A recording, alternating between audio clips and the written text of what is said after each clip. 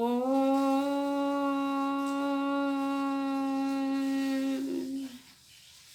ஓம் நம சிவாயம். வீடு புதுப்பிக்கும் பணி நடைபெற்றதால் மிக நீண்ட காலம் பாடல்கள் பதிவிட முடியவில்லை, மன்னித்தருக. ஓம் நம சிவாயம். இன்று கந்தரலங்கரத்தின் 66ஆம் பாடல் பார்ப்போம். நீர் குமிழிக்கு நிகரென்பர் யாக்கை நில்லாது செல்வம் பார்க்குமிடத்து அந்த மின் போலும் என்பர் பசித்து வந்தே ஏற்கும் அவர்க்கு இட எண்ணின் எங்கேனும் எழுந்திருப்பார் வேர்க்குமரர்க்கு அன்பில்லாதவர் ஞானம் மிகவும் நன்றே. இது பாடல். ஓம் நம சிவாயம். முந்தைய பாடலெல்லாம் என்ன பார்த்தோம்? நம்ம சுவாமி உபதேச மந்திரம் கொடுத்தார். அதனால் நான் சுவாமியை நான் பார்த்தேன். அதனால யமனை பார்த்து எனக்கு பயம் இல்லை அப்படின்னு அந்த பாடல்களில் 64, 65 யமனை பார்த்து பயம் இல்லை அப்படி சொன்னார். இப்போ இந்த 66ஆவது பாடலில் இப்போ நம்ம முன்பே இதே மாதிரியான அமைவு நம்ம பார்த்தோம் இல்லைங்களா? அவர் உபதேச மந்திரம் எனக்கு வேணும் அப்படின்னு கேட்பார். மந்திரம் அளித்ததுனால எந்த ஆனந்தம் பெற்றேன் அப்படின்னு ரொம்ப ஆனந்தமாக பாடல் பாடுவார். அடுத்தது அதனால வந்த துணிவினால் யமனை இப்படி பாடுவார். அடுத்து உடனே நம்ம சாதாரண இந்த நிலை பெறாத மக்களை பற்றி அவர் சிந்திப்பார் போலும். ஞானிகள் எல்லாருமே அப்படித்தான் பாடியிருப்பாங்க. அப்போது நமக்காக திரும்ப சொல்கிறாரு, நீர்க்குமிழிக்கு நிகர் என்பர். முதல்ல பதம் பிரிச்சுருவோம். நீர்க்குமிழிக்கு நிகர் என்பர், இரு கூட்டலையே இயல்பாக இங்கே சேர்ந்திருக்கு. நிகர் என்பர் யாக்கை நில்லாது செல்வம் பார்க்குமிடத்து அந்த உயிர்வரின் உக்குரல் மெய்விட்டு ஓடும் என்ற விதிப்படி தூள இருக்கிற இத்தை விட்டுட்டு ஊப்பிடுச்சு. இங்கே இருக்குது, இத்து குட்டலாக தாயிடுச்சு. பார்க்குமிடத்து அந்த மின் போலும் என்பர், இம்மு குட்டல் மே இயல்பாக சேர்ந்திருக்கு. மின் போலும் என்பர் பசித்து வந்தே ஏற்கும் அவருக்கு இட எண்ணின், அவருக்கு இட எண்ணின் கூ இங்கே ஈ வந்திருக்கு. அப்போ உயிர் ஈ வந்ததுனால கூல இருக்கிற இக்கு விட்டுட்டு ஊ போயிடுச்சு, இக்கு குட்டல் ஈக்கி ஆயிடுச்சு. ஏற்கும் அவருக்கு இட எண்ணின், இட இங்கே இருக்குது, இங்கே எண்ணின் ஏ வருது. இரு உயிர்கள் இணையாது அவை இணைப்பதற்காக இவ்வு என்ற உடம்படும் மெய் இவ்வு குட்டல் ஏ வே ஆயிருக்கு. ஏற்கும் அவருக்கு இட எண்ணின் எங்கேனும், எண்ணின் எங்கேனும் இன்னு குட்டல் ஏ நே இயல்பாக சேர்ந்திருக்கு. எண்ணின் எங்கேனும் எழுந்திருப்பார், இம்மு குட்டல் ஏ மே இயல்பாக சேர்ந்திருக்கு. எங்கேனும் எழுந்திருப்பார் வேர்க்குமரர்க்கு அன்பில்லாதவர். வேல்குமரன் இங்கே நம்ம லகரையீற்று புணர்ச்சியில் பார்த்தோம் இல்லைங்களா? லகரம் வல்லினம் வந்ததுன்னா ரகரமாக திரியும். அது மாதிரி வேர்க்குமரர்க்கு அன்பில்லாதவர். இங்கேயும் உயிர்வரின் உக்குரல் மெய்விட்டு விடும்.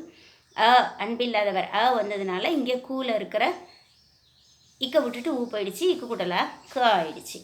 அன்பில்லாதவர் ஞானம் மிகவும் நன்றே. இந்த இடத்துல 2 மகர ஒற்று இருக்குது, இம்மு இங்கே இருக்குது.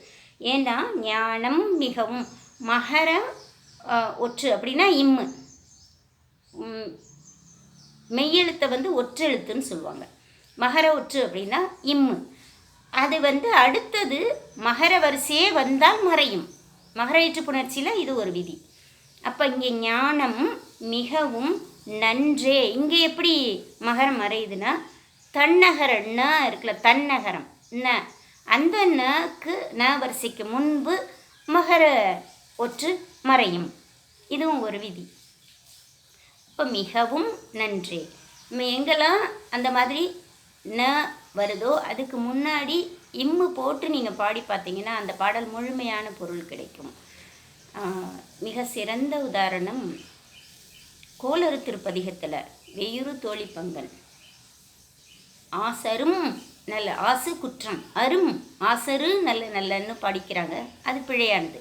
ஆசு அரும் ஆசரும் நல்ல நல்ல, அஞ்சிடும் நல்ல நல்ல, அது போல தான் வரும். அந்த இம்மை சொல்லணும். அப்போ இங்கே ஞானம் மிகவும் நன்றே. பாடல் பொருள் பார்ப்போம்.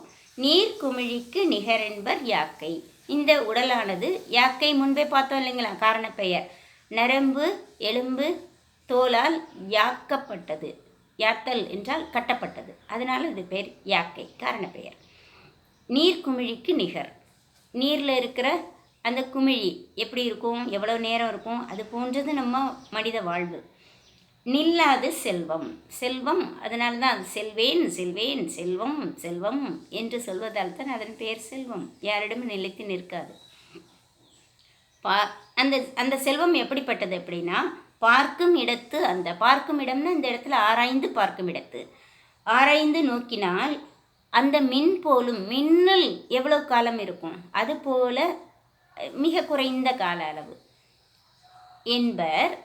இது போல் சொல்லுவாங்க, பசித்து வந்தே ஏற்கும் அவருக்கு இட எண்ணின். பசிச்சு ஒருத்தவங்க மிகுந்த பசியோடு வந்து யாசித்து கேட்கும்போது அவர்களுக்கு இடுங்கள் என்று சொல்லும் பொழுது எங்கேனும் எழுந்திருப்பார். அந்த இது வந்து ஒரு சத்சங்கத்தில் பேசிக்கிட்டு இருக்கும்போது எல்லாரும் அதை கேட்பாங்க. உண்மையிலே தான் நீர்க்குமிழி போல் யாக்கை, ஆமாம் ஆமாம், இந்த அவங்க இறந்து போயிட்டாங்க, இவங்க இறந்து போயிட்டாங்க, நம்ம சொந்தத்துலேயே அவங்க போனாங்க, இவங்க போனாங்க, அந்த மனம் அப்படி நினைக்கும். நில்லாது செல்வம் மின் போன்றது அப்படின்னா, ஆமாம் ஆமாம், அவங்க வந்து பணத்தை இழந்துட்டாங்க இல்லைங்களா, யார்கிட்டையுமே செல்வம் நிற்க மாட்டேங்குதே, அது ஆமாம் என்று மனம் ஏற்றுக்கொள்ளும். அதே நேரம் ஒரு பசித்து வந்தவங்களுக்கு உணவு இடுங்கள் என்று சொன்னால் எங்கேனும் எழுந்திருப்பார். அந்த பேச்சை கேட்கக்கூட இல்லாமல் அந்த சபையை விட்டு எழுந்து செல்ல நினைப்பார்கள், எழுந்து விடுவார்கள். அந்த ஈகை திறன் வந்து அவ்வளவு குறைவானவர்களாக இருப்பார்கள். அதை அப்படி பசித்தவர்களுக்கு இடுங்கள் என்று சொல்லி கூட கேட்க விரும்பாதவர்கள், வேல்குமரனுக்கு அன்பில்லாதவர்கள், இறைவன் பால் அன்பில்லாதவர்கள் இப்படி இருப்பார்கள். இவர்களுடைய ஞானம் மிகவும் நன்று என்று புகழ்வது போல பழித்தல், அது போல இவர் சொல்கிறார். அவங்களோட வாசாஞானம் தான் அது, மெய்ஞானம் அல்ல. அவங்களோட ஞானம் ரொம்ப நல்லா இருக்குது அப்படின்னு புகழ்வது போல பழிக்கின்றார் அருணகிரிநாதர். அருமையான பாடல். ஓம்